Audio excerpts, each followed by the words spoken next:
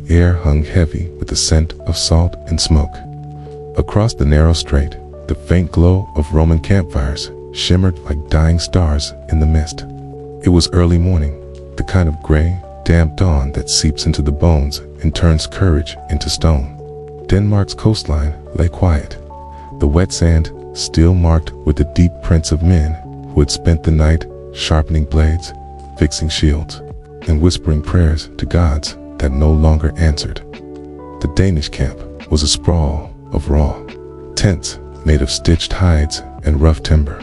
Men moved in silence. Farmers turned soldiers. Smiths turned killers. Their faces were hard, pale, and streaked with soot from last night's fires. The war had dragged on for months, and the Romans had not relented. They came from the south with iron discipline, bronze armor, and an unbreakable sense of destiny. The Danes fought with rage, with heart, with the cold that froze the blood, but never the resolve.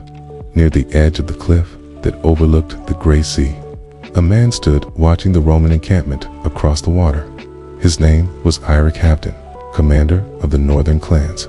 His beard was thick, streaked with ash and sea salt, and his eyes were tired, but they burned still, not with fear, but with the knowledge that this day might be their last as free men. Behind him, footsteps approached through the wet grass. It was Leif, his second in command, young but already hardened by too many battles. "They've built a bridge of boats," Leif said quietly.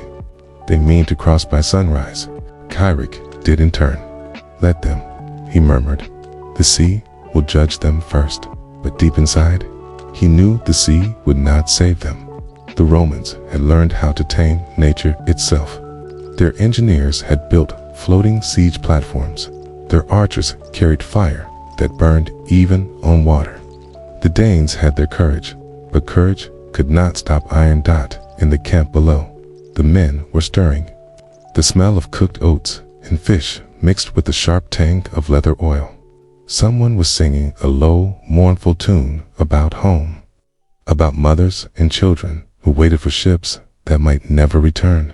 The song spread softly through the camp until even the crows seemed to listen. Eirik turned and descended the hill.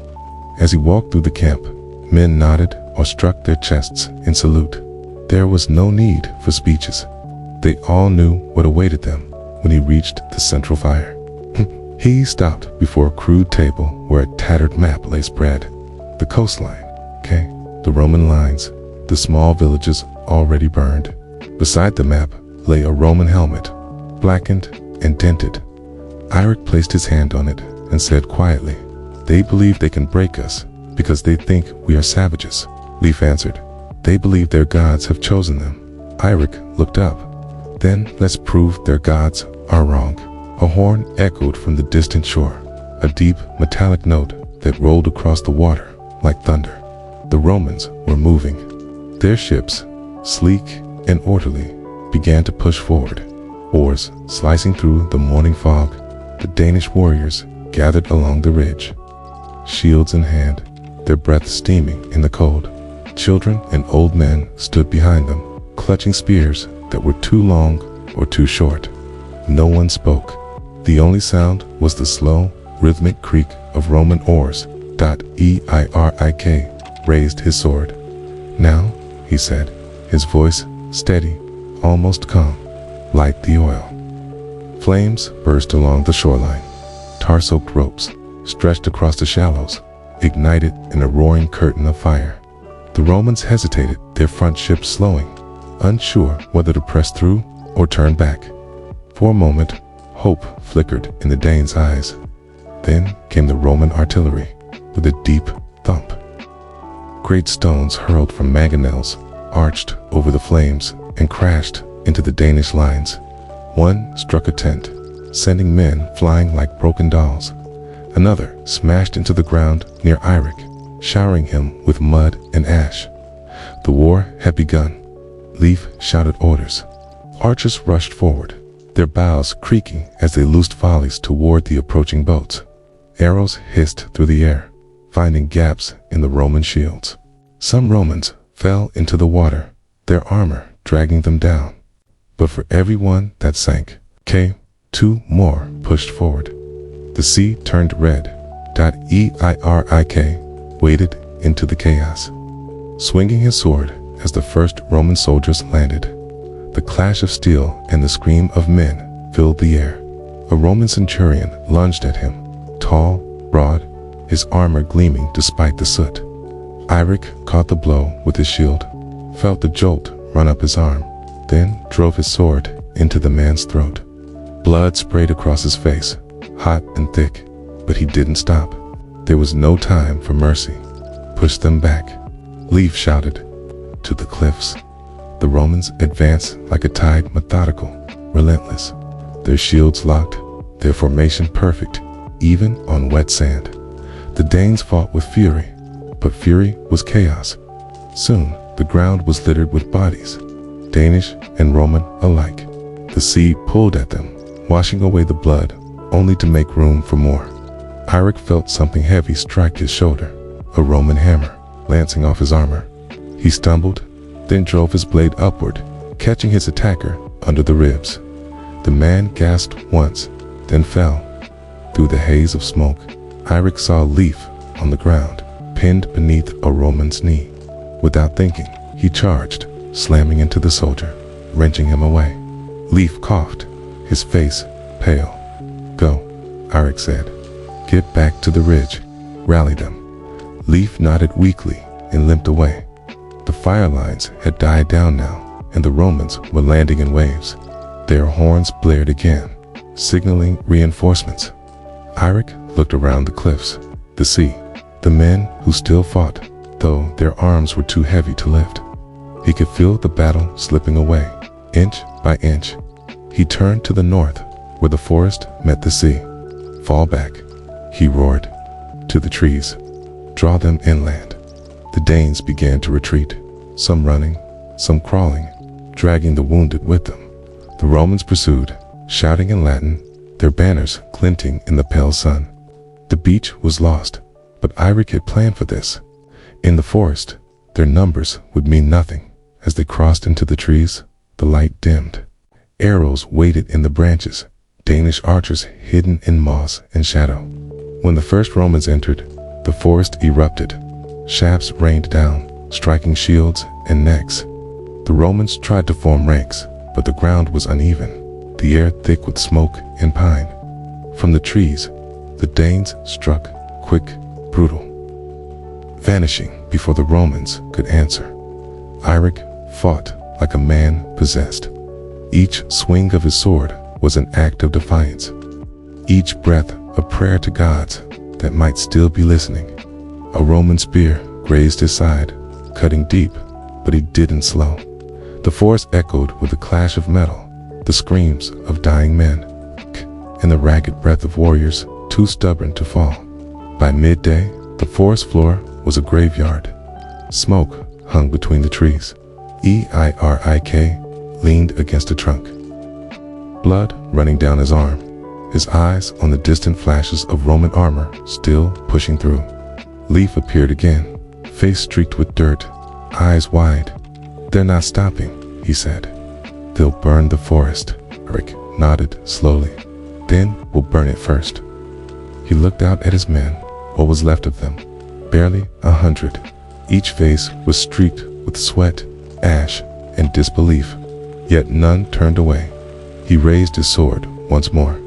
If we die here, he said, voice hoarse, let them remember that the North does not kneel, okay?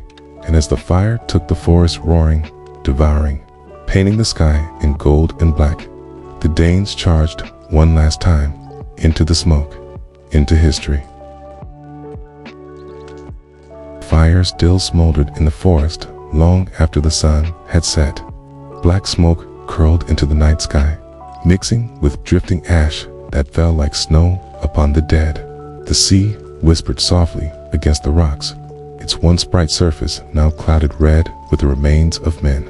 The wind carried the faint metallic scent of blood, and somewhere a raven cried, harsh, hollow.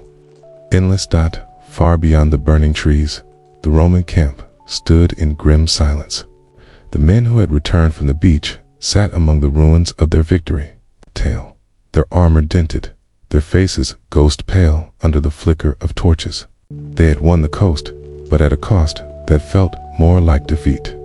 Hundreds lay dead in the shallows, their bodies tangled in ropes and broken shields. At the center of the camp, under a great crimson banner bearing the eagle of Rome, General Gaius Marcellus paced before the fire. He was a tall man, broad-shouldered, his armor polished even after battle. Yet his eyes were dark, shadowed by anger and fatigue. The forest had humiliated him. The Danes had fought like wolves, not men. A centurion approached, limping, his left hand bound in linen. "General," he said, bowing his head, "the fires still burn inland. Scouts report the barbarians fell back deeper into the woods. Many are wounded. We found no prisoners." Marcellus stopped pacing. No prisoners. His voice was quiet, almost measured, but the air around him tightened. "None, sir. They burned their own wounded rather than leave them for us." Marcellus stared into the flames. "They would rather burn than bow." He looked up, his eyes reflecting the fire. "Tell me, centurion, do you fear men like that?" The soldier hesitated. "I fear what they are willing to lose." The general smiled thinly. "Good. Fear is useful. It teaches respect and caution." "Kay." He turned back to the fire. "Tomorrow we march inland.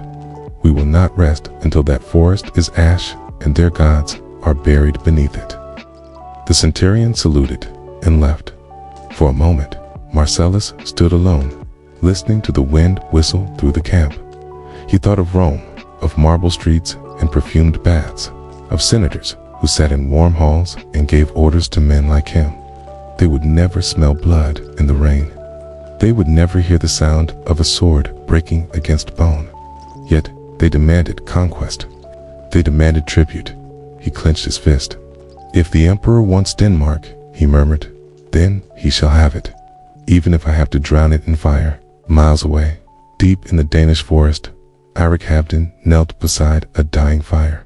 Around him, the survivors lay silent, sleeping or dead. It was hard to tell. The forest was quiet now. Too quiet. Even the birds had fled. Leif sat nearby, cleaning a broken sword with a rag torn from his tunic. His face was pale and drawn, his eyes hollow. "We can't fight them like this," he said softly. "Half the men can't stand. We've no food left, and the Romans will follow." Eirik interrupted. "That's what they do. They march, they burn, they build graves for other men to sleep in." Leif looked at him. "Then, what do we do?" Eirik's gaze was fixed on the horizon, where the faint glow of the Roman fires still burned against the night. "We make them bleed for every step they take. We make this land their grave." A cold wind rustled through the trees. Somewhere in the distance, a wolf howled. Eirik rose slowly, his armor clinking in the darkness. "Tomorrow we move north. There's a village by the fjord Skyen. If it still stands, they'll have supplies. Ships, too. We'll draw the Romans there. They'll think they're chasing prey. But we'll be waiting." We frowned. "Skyen's full of families, children. They know what's coming," Eirik said. "No one is safe now. Not them, not us." The silence stretched between them. The crackling of the fire was the only sound. Then Eirik spoke again, quieter this time. "You saw what they did at the coast. Their fire burns on water. Their walls move on wheels. I've never seen such machines. If the North falls, it won't be because we didn't fight. It'll be because the world itself has changed." Leif said nothing. He just watched his commander, the man who had once been a fisherman, a father. Now, standing like a ghost in the glow of dying flames. Dawn came gray and cold. The survivors began to move north, silent shadows weaving through the blackened trees. They carried what they could: axes, spears, a handful of food. The wounded were left behind, wrapped in furs, given knives so they could choose their own deaths if the Romans came by midday. Smoke appeared on the northern horizon, Skian, when they reached the outskirts. The air was thick with the smell of burning wood. The village was already under siege. Roman banners lined the hill above the fjord, their soldiers forming ranks in perfect order. The Danes of Skian, fishermen, hunters, old men, were holding the docks. Their long boats pulled halfway into the water. Leif cursed. "They're already here." Irik's jaw tightened. "Then we strike now, before they reach the ships." He raised his sword, and the men behind him surged forward. The forest erupted once more, the roar of war echoing over the water. The Romans turned in surprise, their lines momentarily breaking as arrows flew from the tree line. The Danes charged, screaming, axes flashing in the cold light. Steel met steel, shields splintered. The beach became chaos again. Eirik led the front, cutting through Roman infantry with the ferocity of a man who had nothing left to lose. He fought not for victory, but for vengeance, for the friends buried in the forest, for the songs that would never be sung again. But the Romans adapted quickly. Within minutes, their formations closed, their discipline reasserted. Eirik's charge stalled. Leif shouted over the clash. "They're flanking from the ridge." Eirik turned, saw the line of Roman cavalry descending from the hill. The sight hit him like a weight in the chest. There would be no escape this time. "Get to the boats," he roared. "Go." Leif hesitated. "What about you?" Eirik didn't answer. He only smiled faintly, the kind of smile that knew the end had already come. "Someone has to hold the shore." Leif's eyes filled with tears, but he nodded, turning to lead the survivors toward the fjord. Eirik stood his ground as the cavalry thundered closer, hoofs tearing through sand and blood. He raised his sword once more, whispering to the gods that had long since fallen silent. When the first rider reached him, Eirik met the charge head-on. The clash echoed across the water like thunder, and for a moment, the entire world seemed to hold its breath. Hours later, the beach was silent again. Smoke drifted lazily over the wreckage. The last of the Danish ships had vanished into the horizon, sails tattered but still moving north. General Marcellus stood on the shore, watching the sea. His armor was streaked with blood, his face unreadable. A centurion approached, bowing slightly. "The northern ships escaped, sir. Shall we pursue?" Marcellus didn't answer at first. He watched the last flicker of the setting sun on the waves, the water turning gold, then black. Finally, he said, "No, let them run. The sea will take them. If not today, then soon enough." He turned to the centurion, but marked this place. "When Rome writes its history, it will remember that we broke the north ear at Skian." He paused, looking out once more across the vast gray sea. "And yet," he whispered, "I wonder which of us the gods will remember." The wind carried his words away. Behind him, the eagles of Rome fluttered in the smoke-filled sky, proud, gleaming, and cruelly silent. The night that followed was colder than any before. Out on the water, the survivors drifted north, their torches flickering in the mist.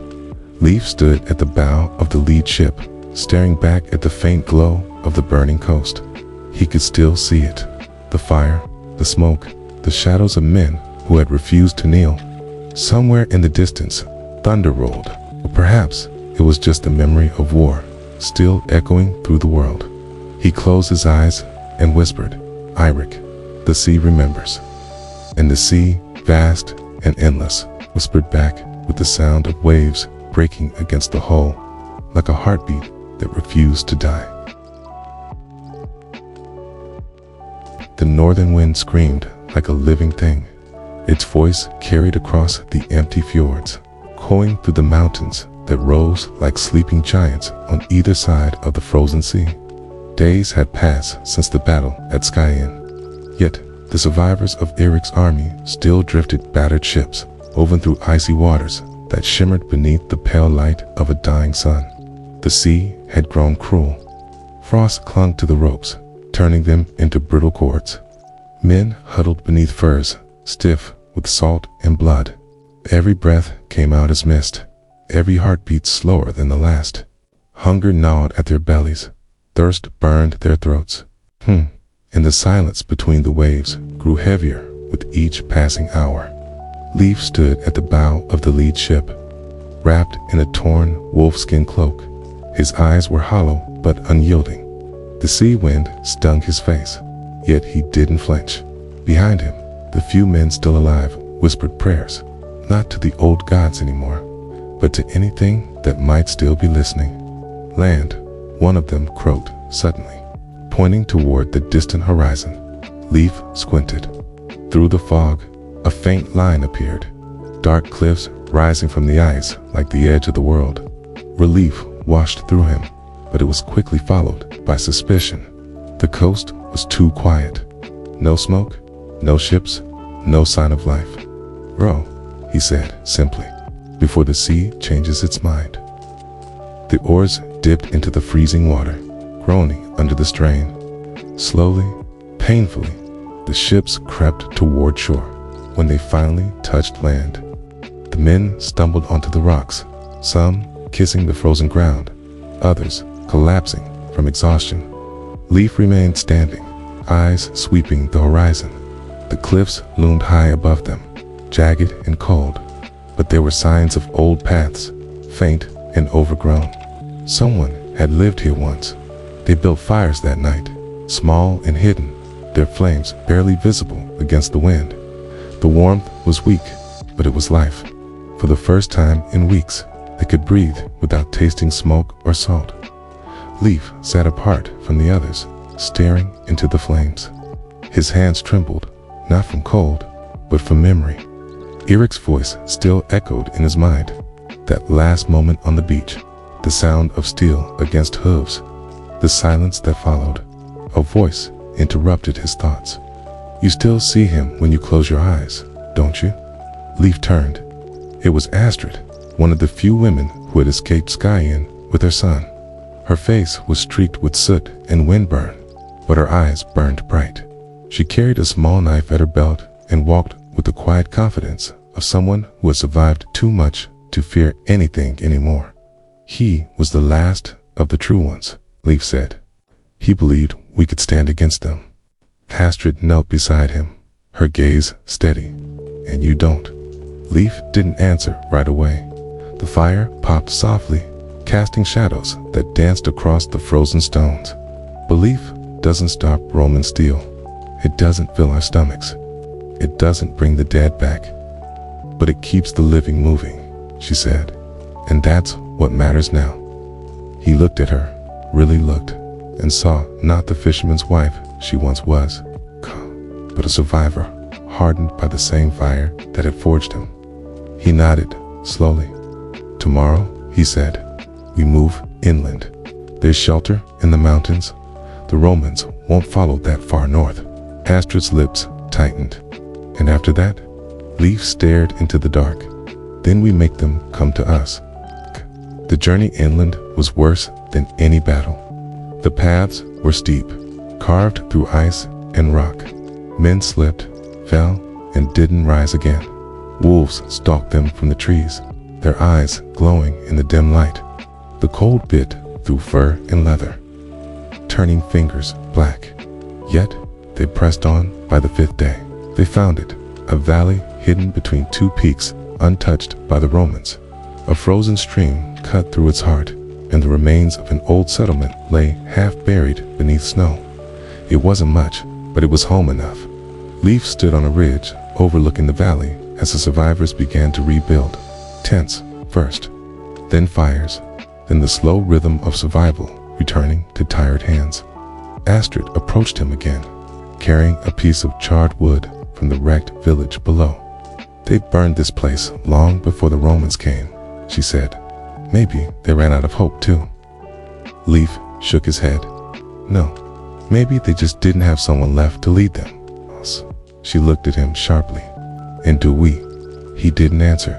That night, as the aurora shimmered across the northern sky, green fire twisting above the mountains, Leif stood before the gathered survivors. Their faces glowed in the flickering light, hollow-eyed, exhausted, but still alive. He raised his voice, coarse but clear. "We've lost everything," he began. "Our homes, our kin, our king." A murmur rippled through the crowd. "But Rome has not won. They think we are finished, broken, scattered. They think the North will kneel, as the South did. They are wrong." He paused, letting the words sink in. "This land, this cold, forgotten place, will be our fire. We will heal here, we will train here, and when they come again, we will be ready." Rome believes its empire is eternal, but even empires bleed. The silence that followed was heavy. Then, slowly, one man struck his spear against his shield. Another followed. Soon, the valley echoed with the rhythmic thunder of defiance. Astrid watched from the edge of the crowd, her son clinging to her arm. For the first time in months, she saw something in the people's faces, not despair, but purpose, and in that moment, the North was reborn. Far to the south, in the heart of the Roman camp, General Marcellus sat in his command tent. A map of Denmark lay before him, marked with lines and notes in careful Latin script. A messenger stood trembling nearby, mud splattered across his tunic. "They escaped, sir," the messenger stammered. "North, into the mountains. We lost them in the snow." Marcellus's jaw tightened.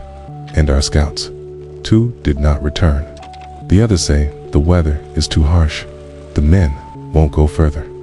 The general rose slowly. "Won't go further." His voice was calm, but the tent seemed to darken around him. "Then tell them this. The emperor does not pay cowards." The messenger swallowed hard. "Yes, sir." Marcellus turned back to the map. His hand rested on the blank northern expanse, uncharted, untouched. "They think the cold will save them," he murmured. "They forget that Rome was built on ashes colder than this." He picked up a stylus and pressed it into the map, drawing a deep line northward. "Prepare the engineers. We'll build a road through the ice if we must. Denmark will not defy Rome twice." Weeks passed. In the valley, Leif's people built walls of stone and timber, dug shelters beneath the frozen ground, and forged weapons from scraps of iron and bone. They learned to move like the wind, silent, deadly, unseen. The women hunted, the children trained with slings, and the men rebuilt their strength with every sunrise. One morning, Astrid found Leif at the river, sharpening his blade. "You've changed," she said. He glanced at her. "So have we all." "No," she said quietly. "You've become him, Eric." Leif looked down at the reflection of his own face in the ice, tired, scarred, older than his years. For a moment, he saw Eric staring back at him. "I'm not him," he said softly. "But maybe his fight isn't over yet." Astrid smiled faintly. "Then make sure it ends with them remembering who we were." He nodded, gripping the sword tighter. "They will." It's far away, beneath the shadow of the southern mountains, the Roman legions began to march again. Endless rows of soldiers, their armor gleaming beneath the pale sun. Behind them, siege engines creaked, and war banners fluttered like red fire against the snow. And in the north, unseen and waiting, the last sons and daughters of Denmark prepared to meet them, not as an army, but as ghosts of vengeance, carved from ice and fury. As the wind rose, carrying the sound of distant drums, Leif whispered to the frozen sky, "Let them come." And somewhere, deep beneath the ice, the gods stirred. Winter came down like a curse. Snow buried the northern world in silence, swallowing forests, rivers, and roads until the land itself disappeared.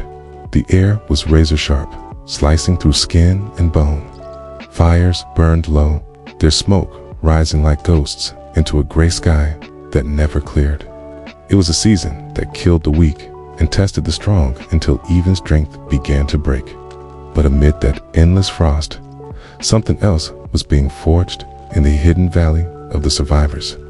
Leif's people had become something new, no longer farmers, no longer refugees. They had learned to fight the winter as they once fought Rome.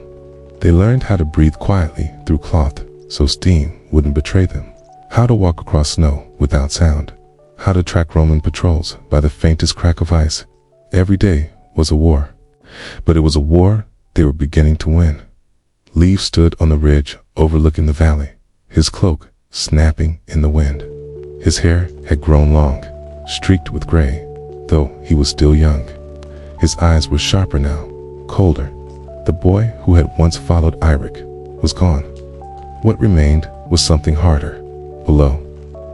The camp moved with silent discipline. Men sharpened blades, wrapped in leather. Women prepared arrows, tipped with bone and oil. Children carried snow-covered bundles of wood to fuel the forge fires. There were no songs now, no laughter, just purpose.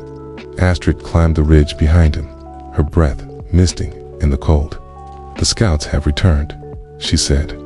"The Romans have crossed the southern pass. 3 legions, maybe more." Leif nodded slowly. "They built the road." "Then they did," she said. "But it's killing them. Half their horses are dead. The men can barely march." He turned to her. "And yet they march. Rome never stops." Astrid hesitated, then stepped closer. "What will we do, Leif?" He looked north, where the peaks vanished into the clouds. "We'll remind them whose land they're standing on." Far to the south, the Roman army was dying on its feet. The frozen road through the mountains was more a graveyard than a path littered with the bodies of men and beasts, frozen in place. Snow fell in thick, relentless waves, burying tents before they could be raised. The engineers' tools snapped in their hands. The oil in their lamps turned solid. General Marcellus rode at the front, his face hard and gray as the sky. Frost clung to his beard, and the breath of his horse came out in white bursts. Around him, soldiers stumbled, coughing, cursing, muttering prayers to gods that had never seen snow. A centurion rode beside him. "General, we can't go much farther. The men are starving. We've lost nearly 400 since the pass." Marcellus didn't look at him. "How many of those were from the cold?" "Most," the centurion said. "The rest, ambushed." Marcellus's eyes narrowed. "Ambushed?" "Yes, sir. Small groups, shadows in the snow. They don't fight like men. They vanish before we can strike back. They cut ropes, kill scouts, burn supplies. Ghosts." Marcellus's jaw tightened. "They're not ghosts. They're Danes, and ghosts can't kill Romans." He dug his heels into his horse's flanks, pushing forward through the storm. But as the wind howled around him, even he wasn't sure he believed his own words. That night, the Romans camped in a valley between 2 frozen ridges.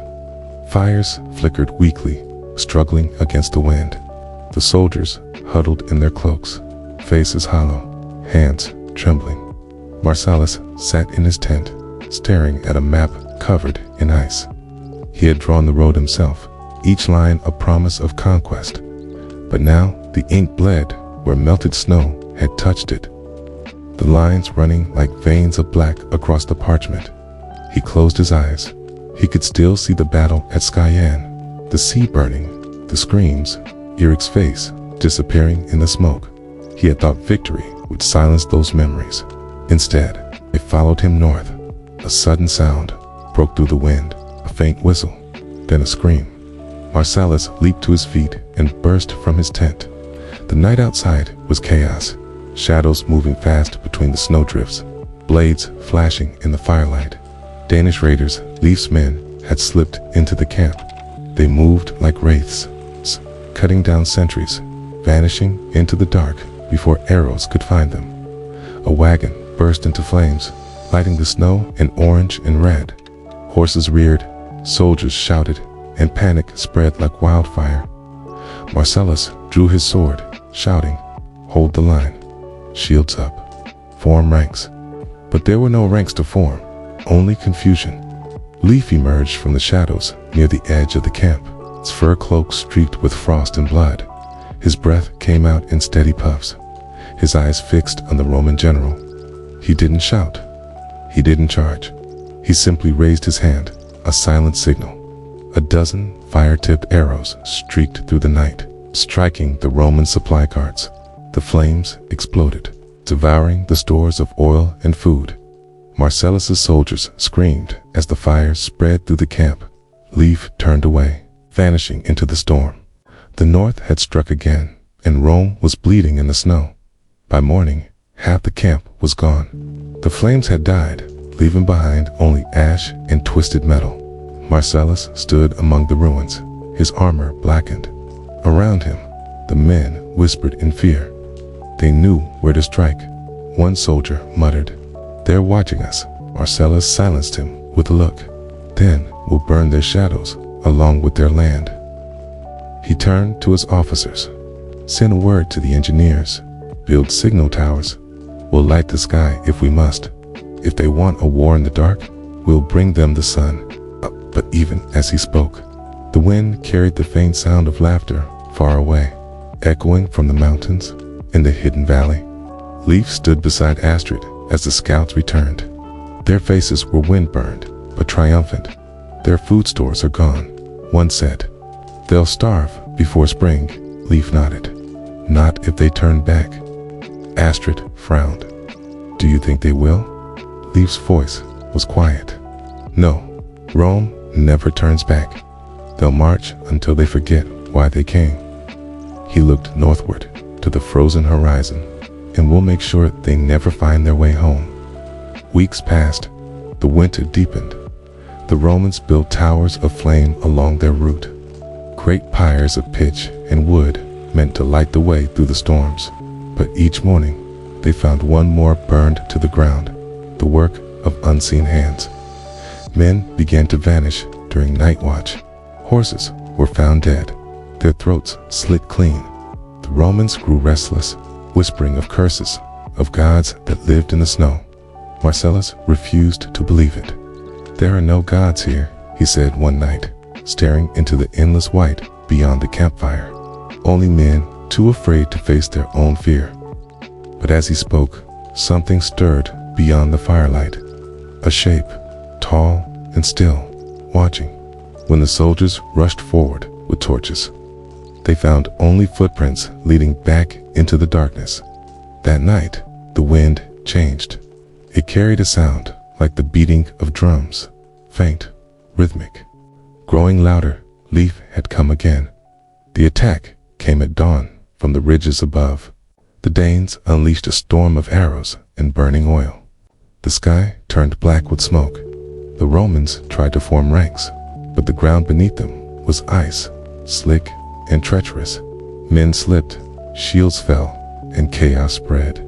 Then came the horns, low, booming notes that echoed across the mountains. From the mist, shapes emerged, men draped in furs and bone armor, painted with ash, their breath steaming like spirits. Leif led them, his sword a streak of light against the storm. They hit the Roman line like thunder. Marcellus fought in the center, his blade flashing, his voice carrying above the chaos. "Hold, Rome does not yield." But the mountain itself seemed to rebel. Ice cracked, snow slid, and the valley began to tremble. An avalanche roared down the slope, swallowing men, fire, and steel alike. Leif barely escaped, dragging Astrid's son through the drifts as the world came apart behind him. The roar of snow drowned everything, the screams, the horns, the war. When it was over, the valley was silent again. No banners, no legions, only the endless white. 3 days later, Leif stood at the edge of the frozen field, staring at what remained of the Roman army. Broken shields jutted from the snow like gravestones. The wind had buried the rest. Astrid joined him, her face pale in the cold light. "It's over," she said softly. Leif shook his head. "No, Rome doesn't die in the snow. It dies in stories, when no one remembers its name." He turned to her. "We'll go further north. Start again. Build something that cannot be burned." She smiled faintly. "And if they come again?" Leif looked out over the frozen horizon. "Then we remind them that the north never forgets." Far away, deep beneath the avalanche, General Marcellus opened his eyes. The world around him was white and silent. He tried to move, but the snow pressed against him like stone. He thought of Rome, of the warmth of its sun, the sound of its streets, and then, for the first time in his life, he whispered a prayer, not to Jupiter, not to Mars, but to the gods of the north and the wind. Cold and eternal, answered only with silence. The snow melted slowly that spring, as though the land itself hesitated to wake from beneath the frost. The bones of two empires surfaced. Roman steel and Danish blood mingled in the soil. Crows circled above, their cries echoing across the barren mountains. The war had ended in silence. Leif stood upon the ridge where the avalanche had once thundered. Below him, the valley was calm again, blanketed in mist and silence.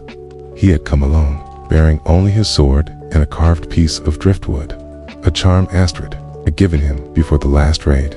He knelt and pressed it into the snow. For the ones who never returned, he murmured. The wind shifted, whispering through the pines as though answering. Then he turned north. There was no time for mourning. The world would not stop for their grief. The survivors had begun to gather in the lowlands beyond the mountain. The remains of clans, once divided by old feuds, now bound by shared blood and purpose. It was time to build something new. The settlement rose slowly, carved from the edge of the frozen forest. Wooden halls were raised from pine and oak. Smoke drifted from the roofs like breath. The Danes who had survived the war worked with quiet purpose, as though afraid the peace might vanish if they spoke too loudly. Children carried stones for the wall. Old men mended broken tools, and women tended to fires that never went out. There were no slaves here, no lords. Only survivors. Astrid oversaw the forge, her hair bound back, her face streaked with soot. Sparks danced as she hammered out blades, not for conquest, but for defense. Iron tempered in both flame and sorrow. When Leif approached, she didn't look up. "We're short on grain," she said. "The scouts found some herds to the west, but there are raiders too. Old clans, desperate." Leif nodded. "Then we'll send a message. The North stands together now, or it doesn't stand at all." She finally looked at him, her eyes searching. "You think they'll listen?" He smiled faintly. "They will when they see what we've built." But beyond the northern forests, Rome's shadow still lingered, though faint, like smoke after fire, far to the south, in the marble halls of the Senate. News of the disaster in Denmark spread like poison. The legions lost, the general missing, the road destroyed. It was a humiliation unlike any in living memory. A senator named Cassian rose before the assembly, his voice cold as steel. "Rome bleeds in silence while barbarians mock our gods," he said. "If the North thinks itself free, let them learn what empire means." Another voice cut through the murmur. "And how many more legions must die in the snow?" "Cassian, we are fighting ghosts in a land the sun itself abandons." Cassian turned, his eyes flashing. "Then we become ghosts ourselves. The North must be reminded that Rome's shadow reaches even into their darkness." Whispers filled the chamber. Behind them, the young emperor watched without expression. Finally, he spoke quiet, deliberate. "Send word to the Praetorian. The war in the North is not over. If swords cannot conquer it, then gold will." And so the empire began to weave a new war, one fought with spies, lies, and promises of betrayal back in the North. Months passed. The settlement, they called it Frosthold, had begun to thrive. Its people learned to grow hardy crops in the short summer, to fish beneath the ice, to trade furs for salt and iron. A council formed, led by Leif and Astrid. Though neither claimed a crown, the old gods were honored again, their names carved into stones at the heart of the settlement. But alongside them, new symbols began to appear, marks of unity. of freedom. One evening, as twilight bled into the snow, a stranger arrived at Frosthold. He came cloaked and hooded, his accent strange, southern, too polished for a wanderer. He asked for Leif by name. Astrid met him at the gate. "You've come far," she said, "and you carry no banner." "Why?" The man smiled thinly. "Because banners burn to Islay. I bring words instead." Leif appeared behind her, his eyes wary. "Words from where?" "From Rome," the stranger said, "and from peace." Leif laughed once, dry and sharp. "Peace? Rome doesn't know the meaning of the word." The stranger bowed slightly. "Perhaps not, but Rome remembers. It remembers the avalanche, the fires, the men who vanished into snow, and it offers you a choice trade, not war, recognition, not revenge." Astrid's hand went to the knife at her belt. "And what does Rome want in return?" The stranger's eyes gleamed in the torchlight. "A road, a bridge between north and south. Let Rome pass through your lands, and you'll have wealth enough to build a kingdom." Silence hung between them. The fire crackled. Leif stepped closer, his voice low. "Tell your masters this. We've buried enough Romans in this land. The next one who comes north won't find a bridge. He'll find his grave." The stranger's expression didn't change. He simply nodded once, as though expecting the answer. "Then the storm will come again," he said softly. "And when it does, even the strongest walls fall." He turned and disappeared into the dark dot. Astrid watched him go. "He's no messenger," she said. "He's a warning." Leif's gaze drifted toward the southern horizon. "Then we'll be ready." That night, the aurora danced across the sky, ribbons of green and blue fire swirling above the valley. The people of Frosthold gathered outside their halls, staring in awe. Children whispered that it was the gods painting the heavens. Warriors said it was the spirits of the fallen, watching over them. Leif stood apart, his breath misting in the cold. Astrid joined him quietly. "You're thinking of him again?" she said. He nodded. "Marcellus, Eric, all the ones who never saw this." She smiled faintly. "Maybe they're watching, Kami," he said. "Or maybe they've become part of it, the light itself, far south in the Empire's heart." Another light burned fire reflected on marble. General Marcellus had returned. His face was scarred, his eyes hollow, his once golden armor dulled by frost. The Senate chamber fell silent as he entered. Cassian rose in disbelief. You were dead." Marcellus's voice was quiet, cold. "No, Rome was." He threw a leather pouch onto the marble floor. It burst open, spilling snow, and within it, a single fragment of Danish steel. "The North isn't what you think," he said. "It's not a land. It's a will. You can't conquer it, only feed it." The Emperor leaned forward. "Then, what would you have us do?" Marcellus looked up, his eyes burning. "Let it grow, and when it comes south again, let it remind us what we forgot." The chamber erupted in whispers. Cassian's hand trembled. "You speak treason." Marcellus smiled faintly. "No, I speak truth." He turned and walked out, leaving a trail of melting snow on the polished floor. Back in Frosthold, the first ships were being built. Leif stood by the shore as the craftsmen worked sleek. Narrow vessels meant not for war, but for discovery. Beyond the horizon lay more lands, more stories, and perhaps a new beginning. Astrid came to stand beside him. "So this is it," she said. "Not a kingdom, a journey." Leif nodded. "The Romans taught us one thing. Walls fall, but stories sail." He looked toward the sea. "We'll send our sons to find new lands, to write new sagas.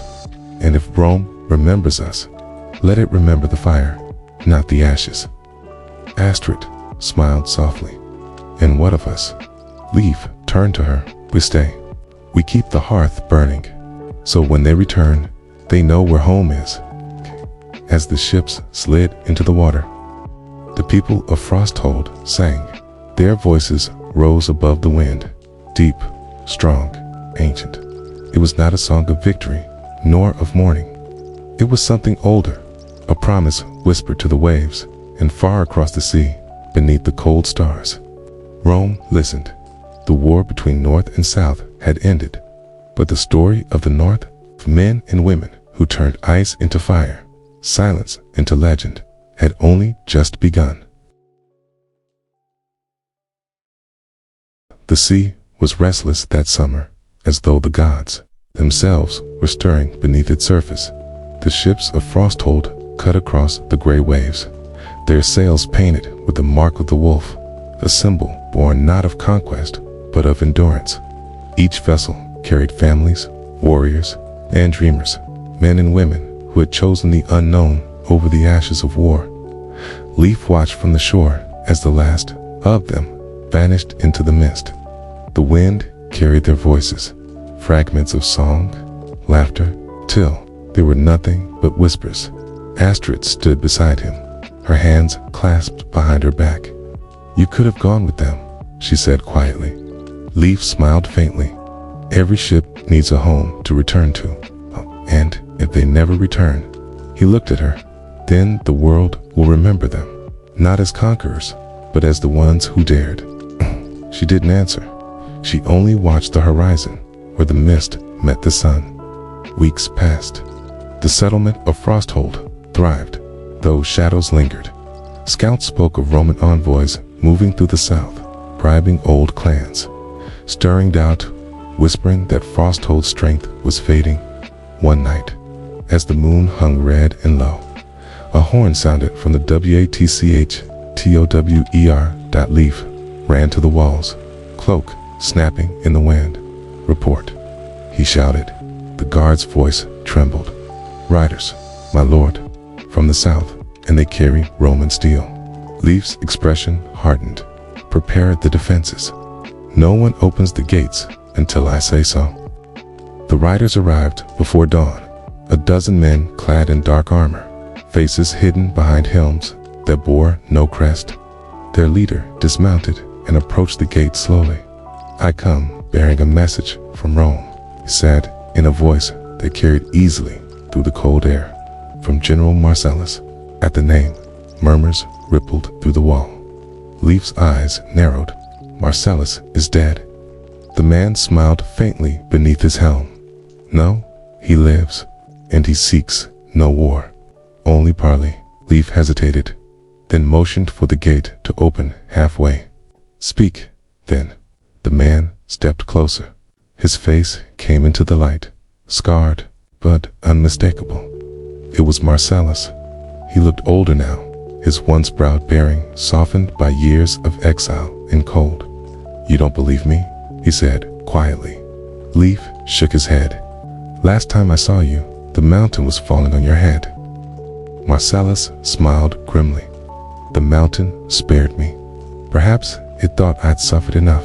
Astrid joined them at the gate, her hand resting lightly on her dagger.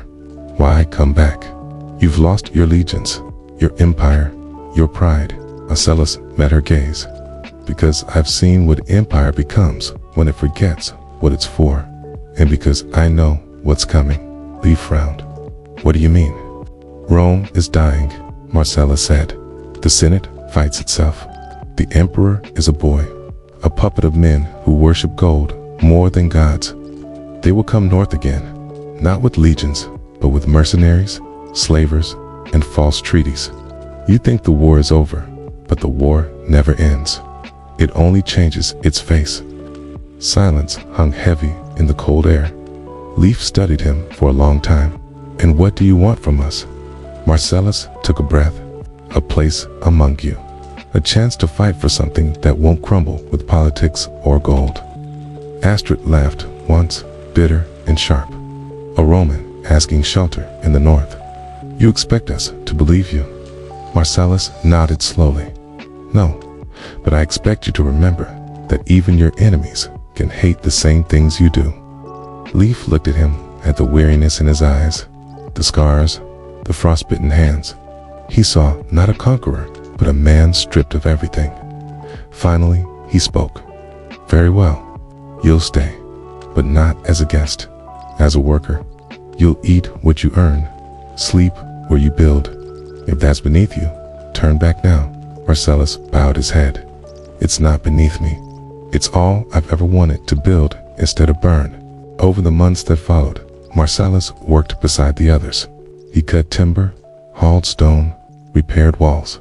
He never complained, never ordered, never reminded anyone who he once was. Slowly, the people began to respect him, not for his past, but for his silence. Children called him the man of the south wind, because he would sit by the fire and tell stories of lands where olive trees grew and marble gleamed like snow. Astrid often listened from a distance, her expression unreadable. Leif watched, too wary at first, then with something like understanding. He knew what it meant to carry ghosts.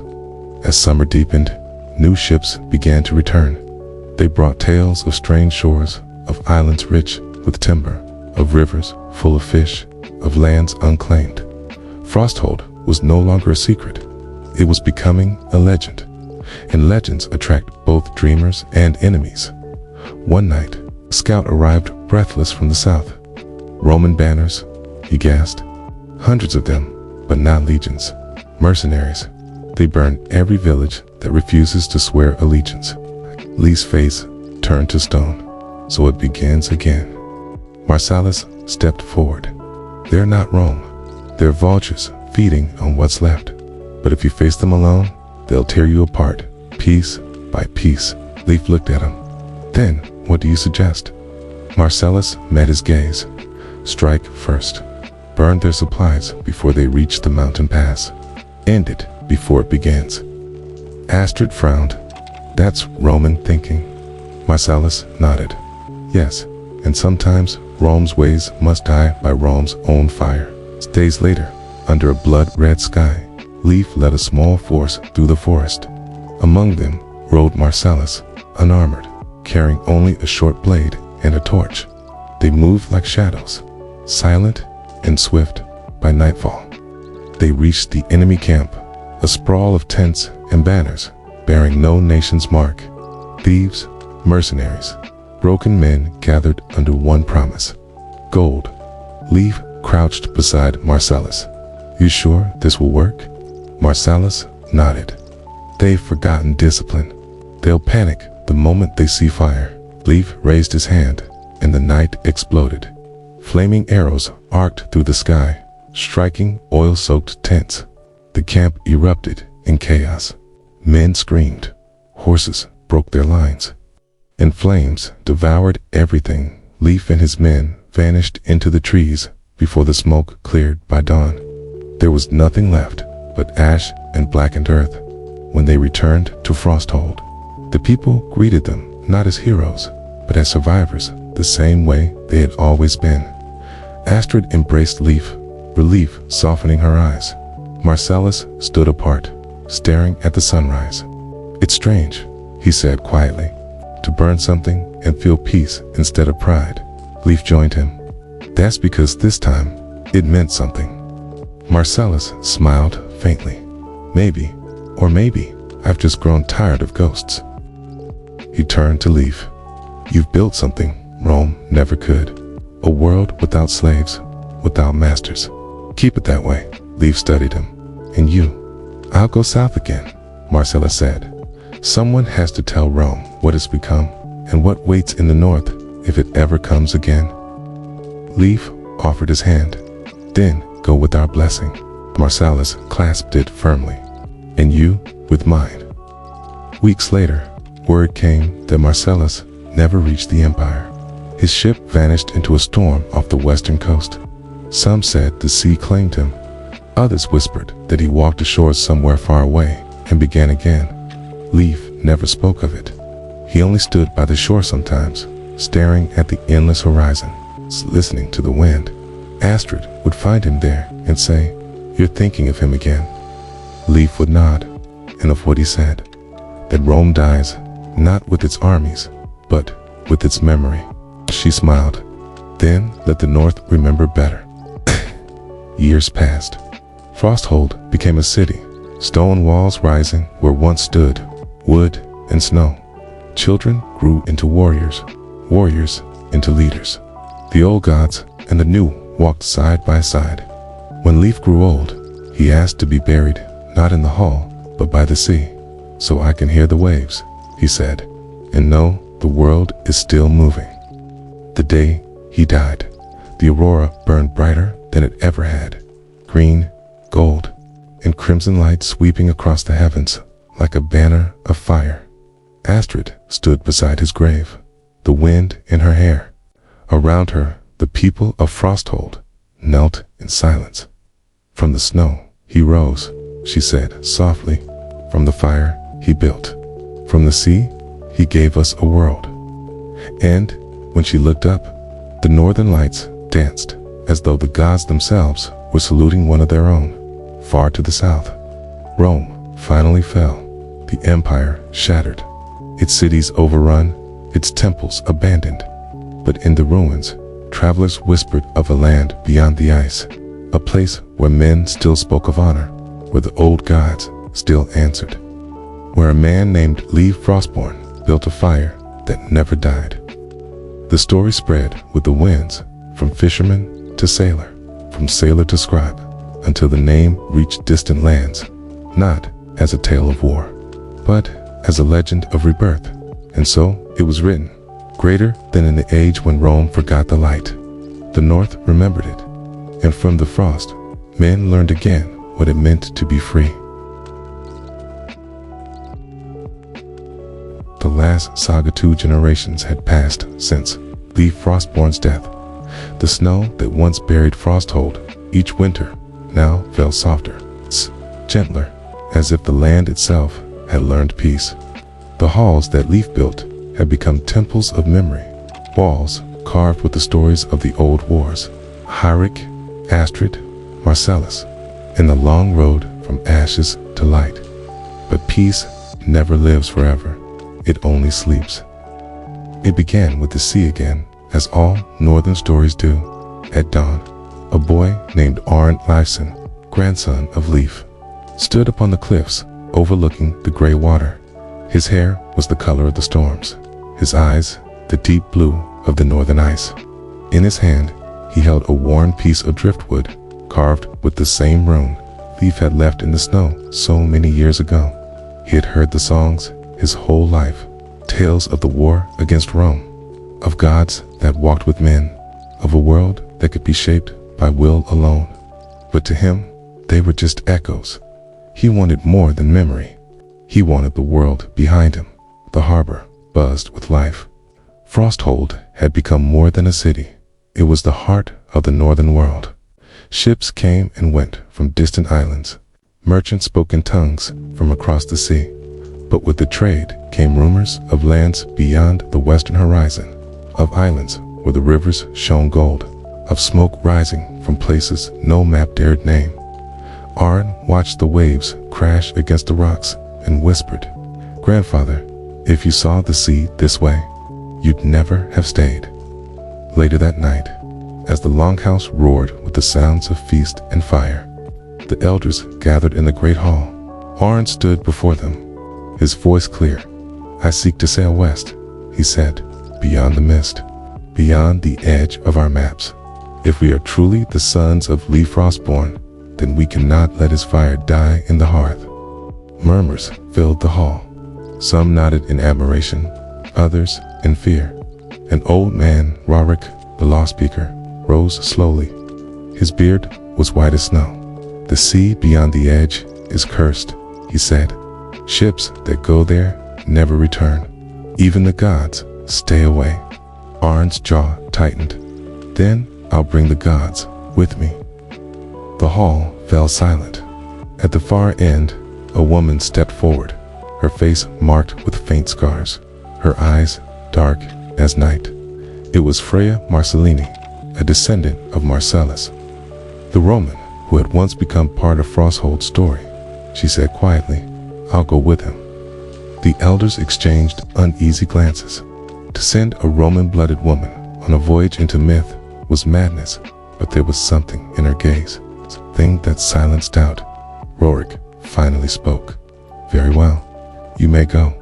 But remember, no one commands the sea, not even Leaf. Aaron nodded. Then let it test us. The next morning, the harbor filled with song. 3 ships stood ready. The Stormwolf, the Frostring, and the Oathbreaker.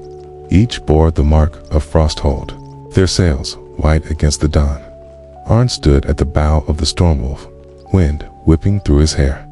Freya stood beside him, fastening the wolf banner to the mast. She said, "If your grandfather could see this," he smiled, "he'd tell me I was a fool." She laughed softly. "Then he'd probably come with us anyway." The ships pulled away from the harbor, the crowd's voices fading into the wind. Frosthold grew smaller until it was only a spark against the white cliffs, and then it was only sea. Days turned into weeks. The horizon never changed. The sun sank behind the waves and rose again, each day harder to tell from the last. The men grew restless. The food grew thin. One night, a storm struck, wild and merciless. The waves rose like mountains. The wind howled like the old gods in rage. Arn gripped the helm as lightning split the sky. "Hold fast," he shouted. "We're not dying here." Freya clung to the mast, her hair whipping across her face, the sails tearing. "Let it tear," Arn roared. "Better to sail than us." The sea swallowed their voices. The Frostwing vanished into the black, one moment there, the next gone beneath the foam. The Oathbreaker drifted out of sight, and then, with a final surge, the Stormwolf struck something solid. Arn was thrown from the helm, crashing into the deck. The sound of splintering wood filled his ears. Then silence. When he awoke, there was sunlight. The ship lay broken upon a strange shore, black sand stretching in every direction, cliffs rising in the distance. The air was warm, the sky too bright. It was not the north. Freya knelt beside him. "You're alive," he groaned, sitting up. "Where are we?" "I don't know," she said softly, "but it isn't home." They gathered the survivors, barely 24 souls. Of the other ships, there was no sign. The men whispered that they had crossed into the land of the dead. But Arn looked at the trees, tall, green, filled with fruit he had never seen, and shook his head. "No, this is life. A new world." Days turned into months. They built shelters from the wreckage, hunted, explored. They found rivers that glowed silver under moonlight, ruins buried beneath vines, and strange markings carved into stone shapes of men with wings, beasts with human eyes. "This place had people once," Freya said. "Long ago." "'Kay, then we're not the first to come here," Arn replied, "but we'll be the first to stay." He called the land New Frosthold, though it was nothing like the cold home they'd left. The people began to heal. Children were born. Fires burned again. And each night, Arn would stand by the shore, watching the stars, the same stars his grandfather once watched from the old world. But peace, as always, is never eternal. One morning, smoke rose from the southern horizon. Riders appeared, dark-skinned men in bronze armor, their banners marked with symbols unknown. They spoke a tongue none understood, but their intent was clear. Freya ran to Arn's side. "They're not here to trade." He nodded grimly. "Then history has found us again." Strangers attacked before sunset, swift and fierce. Arn's people fought with axes and fire, defending the village with the ferocity of the north. Freya fought beside him, blade flashing in the firelight. "You said we'd find life here," she shouted. Aaron gritted his teeth. "We did. It just fights back." The battle raged through the night. By dawn, the invaders were gone, but so were many of Arn's people. He stood over the shore, sword dripping, heart heavy. "It never ends," he whispered.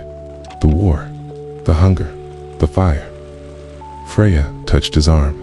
"No, but neither does the will to rise again. That's what your grandfather left us." Years passed. New Frosthold grew. defended, endured. Word of the northern settlers spread among distant tribes until they became part of the land's own legend. Ghostly warriors from across the sea, carrying the fire of gods. And when Aaron grew old, he told his children the same words Leif once spoke. Greater than walls fall, empires die, but stories sail. Okay? Far across the ocean, in the ruins of old Rome. A monk copied a fading scroll by candlelight. It told of a northern people who defied the empire, who crossed the edge of the world, who vanished into the sea, and who built something beyond reach. He paused, dipped his quill, and added one final line. Thus ends the chronicle of Leif Frostborn, the wolf of the north. May the fire he lit never fade, even where the sun forgets to rise. And so, through blood, war, and time, the saga of the north came to rest, not in marble halls or golden temples, but in the hearts of those who still dreamed beyond the horizon. The wind howled over empty seas. The aurora shimmered above distant snow, and somewhere, in the echo of the waves, a voice, old, steady, eternal, whispered, greater than from the frost we were born, from the sea we were tested, and from the fire we became eternal.